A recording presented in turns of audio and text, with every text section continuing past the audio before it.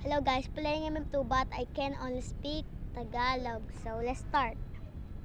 Okay, nakuha ko pala ay sheriff. Okay. Para patayin ko ang murderer. Ko alam bakit. Natataka ako dito, nagtatakot na ako. Oh my god.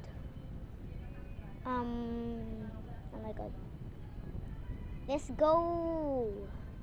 Sana manalo na ako. Kasi di pa ako nananalo dito sa round na to. So, who's the murderer? Ola, may namatay. Dead body sounds. Okay. Scared of this, bro. Tatakot na ako para dito. Siya murder, guys. Kita nyo? Boom! Headshot. Not headshot, bro.